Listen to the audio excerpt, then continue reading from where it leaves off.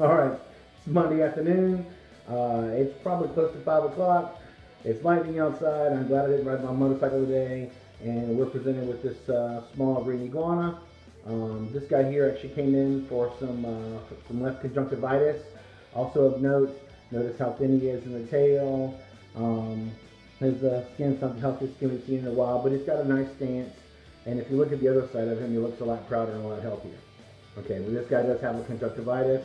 I even made the joke earlier that looks like when somebody said don't give me any lip, he took it literally and gave it to him anyway. So he does have an old scar tissue there, and that scar tissue can be part of what caused the eye infection itself. Anyway, on cytology, this guy has tons and tons of strep, staph, and he actually has a secondary fungal infection as well.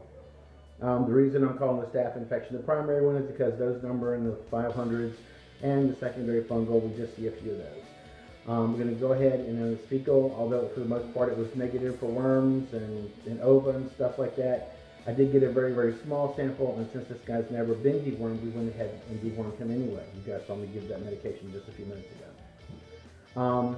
We'll go ahead and repeat that next week. Also, you guys are going to get some eye drops to put in that eye that's going to help fight the staph, and you get an oral medication to go home with to help fight the yeast and stuff that's in the intestines that we saw as well. Other than that, this guy will probably do okay. As a side note, back 10 years ago, actually 16 years ago, it seemed like all I ever saw were iguanas and occasional snake. Now I see probably 3 iguanas a year, probably 6 beardies a week, you know, and then of course snakes in and out all the time. But so iguanas are actually kind of a rarity now. I think they're awesome, husbandry-wise. They're not as easy to take care of. They need really high temperatures. They need good direct sunlight or a high UVB source. And then, of course, their diet needs to be some really, really good leafy greens. In this area, collard greens are pretty much available year-round. They have the perfect calcium-phosphorus ratio. And any collard green actually has twice as much as the average growing lizard would need. So collard greens, in my opinion, in this area are easy to use and should be about 90% of their diet. The other 10% can be treats. I just heard this guy actually have some bell pepper earlier. One day turned down a sliver of apple to eat the whole apple.